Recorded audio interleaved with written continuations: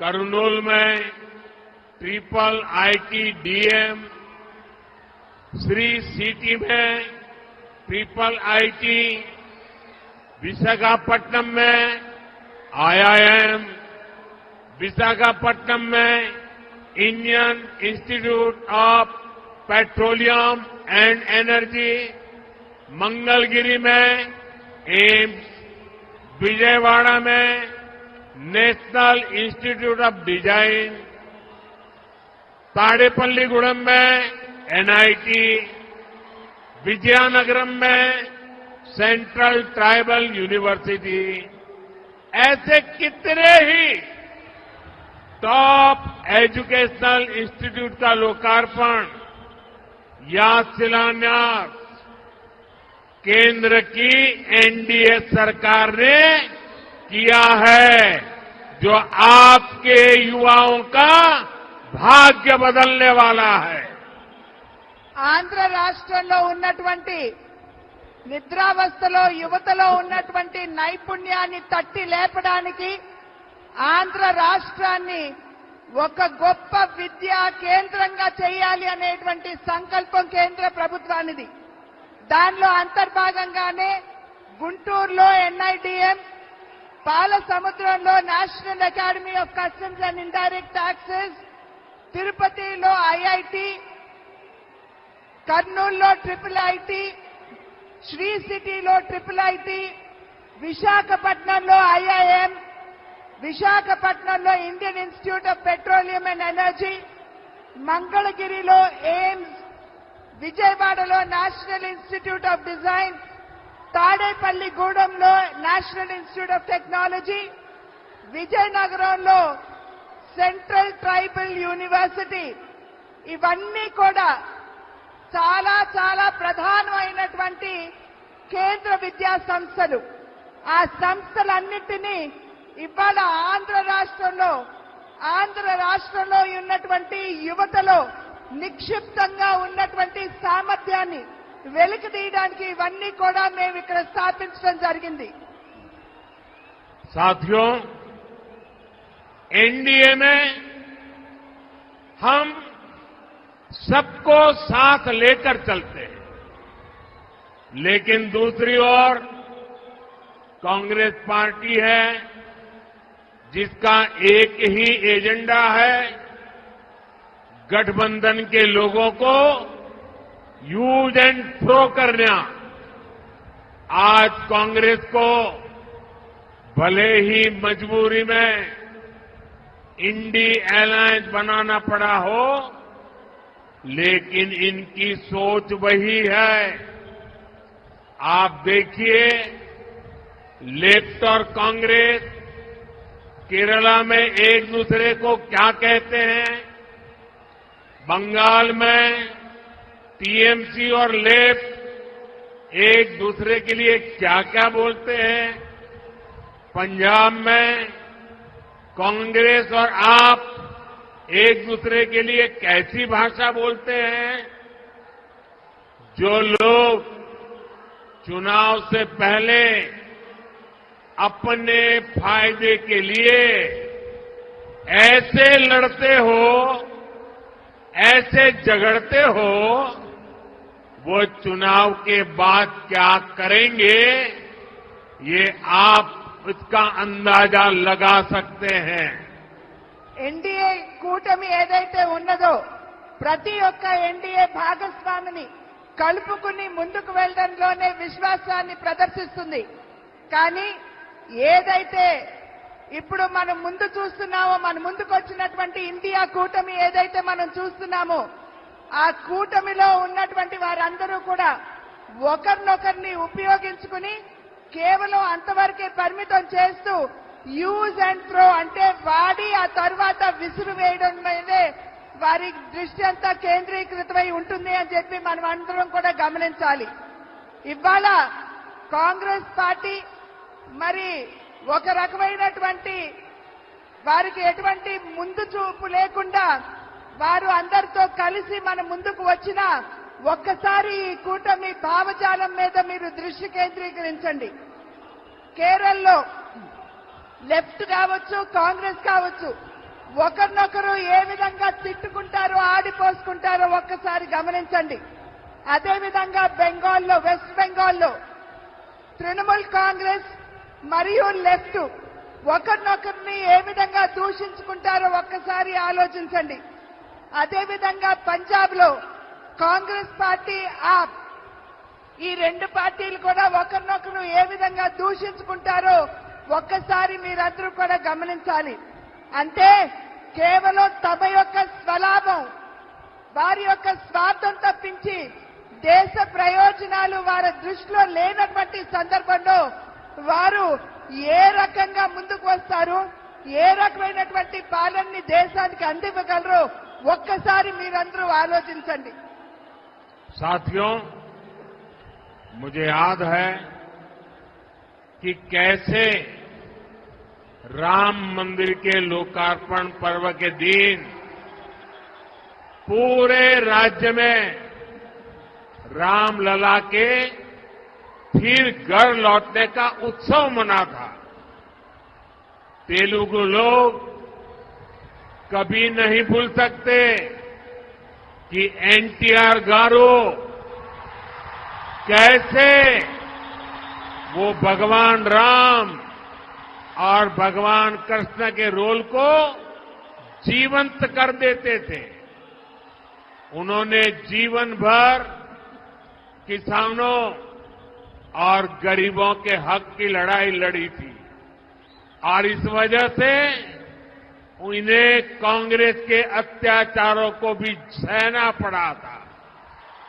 कांग्रेस ने हमेशा आंध्र प्रदेश के गौरव का अपमान किया है। ये हमारी सरकार है जिसने हमेशा आंध्र गौरव का सम्मान किया। पिछले वर्ष ही हमारी सरकार ने एनटीआर गारू के शताब्दी वर्ष पर स्मारक सिक्का जारी किया था। कुछ समय पहले ही एनडीए सरकार ने तेलुगु धरती के सपूत पीवी नरसिम्हा राव जी को भारत रत्न दिया।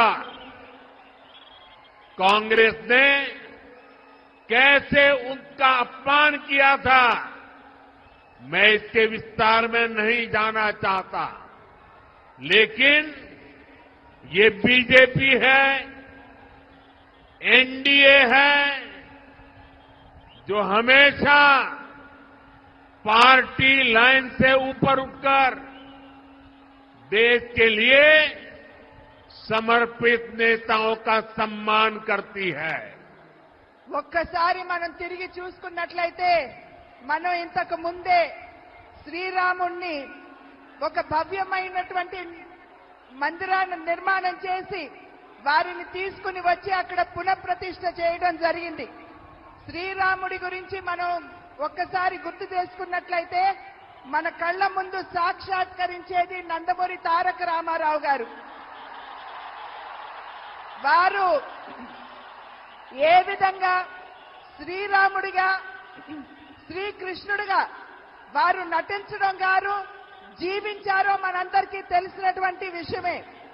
వారు నందమూరి తారక రామారావు గారు వారి జీవితాన్ని పేదల కోసం, రాష్ట్రంలో ఉన్నటువంటి రైతుల కోసం, వారి వారి హక్కుల కోసం చేసినటువంటి పోరాటాన్ని, వారికి అందించినటువంటి సేవని ఇక్కడ మనం ఖచ్చితంగా గుర్తు చేసుకోవాలి.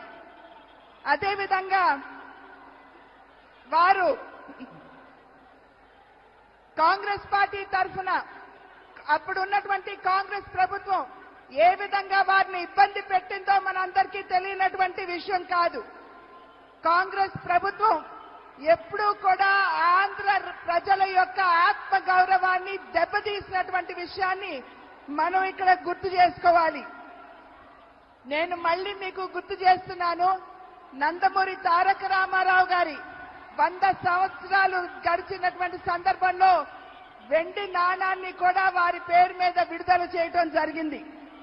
ఇవాళ నేను మరి ఒక్కసారి మీ అందరికీ తెలియజేస్తున్నాను, ఆంధ్రుల యొక్క ముద్దు బిడ్డ అయినటువంటి శ్రీ పివి నరసింహారావు గారు వారికి మరి భారత రత్న ఇచ్చి గౌరవించింది కూడా ఎన్డీఏ ప్రభుత్వం అని చెప్పి మనం ఇక్కడ గమనించాలి.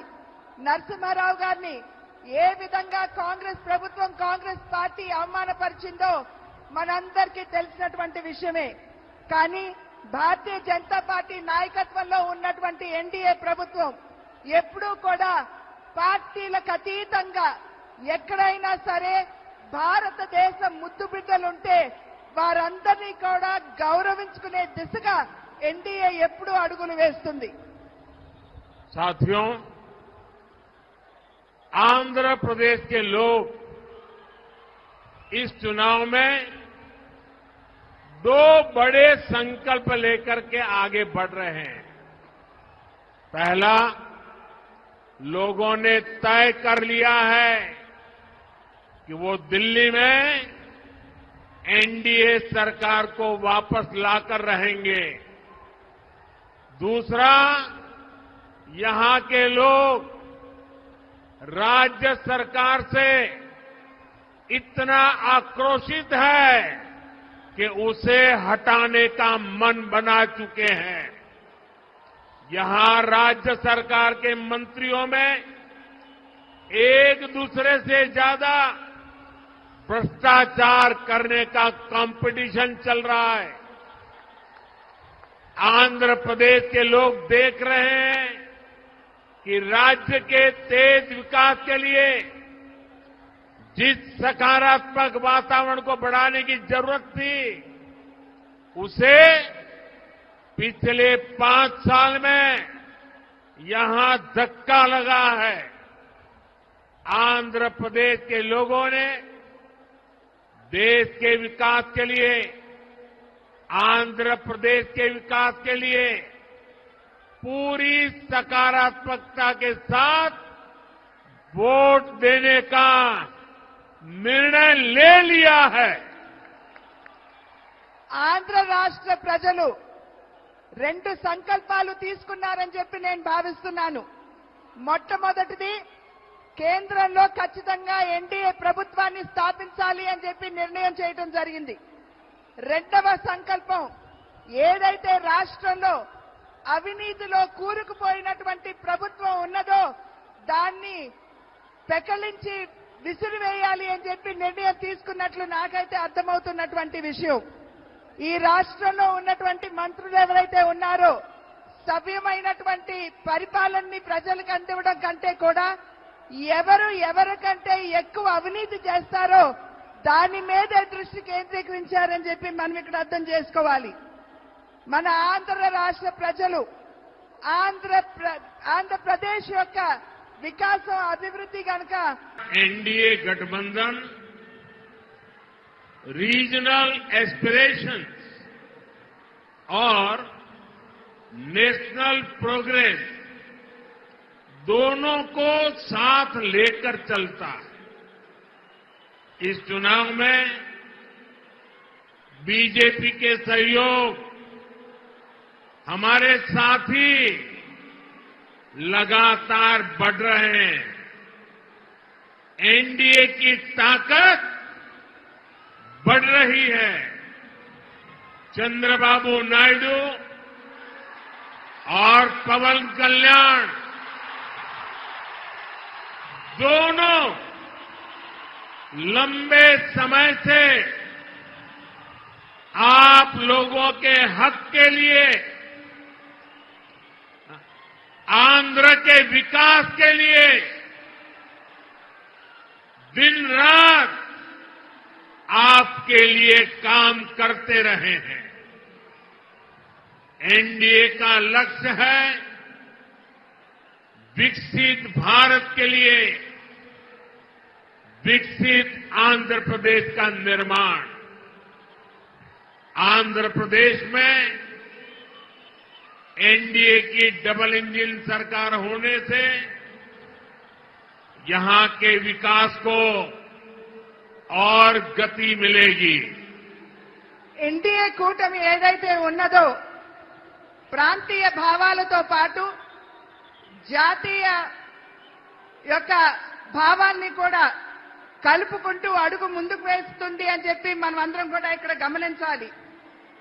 ఎన్డీఏ కూటమిలో వచ్చి చేరేటువంటి భాగస్వాముల యొక్క సంఖ్య పెరగడంతో ఎన్డీఏ కూటమి బలం పుంజుకుంటున్నది. చంద్రబాబు నాయుడు గారు కావచ్చు, అదేవిధంగా పవన్ కళ్యాణ్ గారు కావచ్చు, వారిరువురు కూడా చాలా సమయం, చాలా కాలం పాటు ఆంధ్ర రాష్ట్ర వికాసానికి వారు చేసినటువంటి కృషిని మనం ఖచ్చితంగా దాన్ని గమనించవలసినటువంటి అవసరం ఉన్నది. ఎన్డీఏ కూటమి యొక్క లక్ష్యం ఒక వికసిత భారతదేశం, అంటే అభివృద్ధి చెందినటువంటి భారతదేశం. అభివృద్ధి చెందినటువంటి భారతదేశాన్ని కనుక మనం లక్ష్యంగా తీసుకున్నట్లయితే ఆంధ్ర రాష్ట్ర అభివృద్ధి కూడా అంతే మనకి ప్రాముఖ్యం అని చెప్పి మనమందరం కూడా గుర్తించాలి. కనుక ఆంధ్ర రాష్ట్రంలో ఎన్డీఏ డబుల్ ఇంజిన్ ప్రభుత్వం, అంటే కేంద్రంలో ఎన్డీఏ, అదేవిధంగా ఆంధ్ర రాష్ట్రంలో కూడా ఎన్డీఏ ప్రభుత్వం ఉండవలసినటువంటి ఆవశ్యకతను గమనించండి. साथियों, केंद्र की एनडीए सरकार गरीब की सेवा करने वाली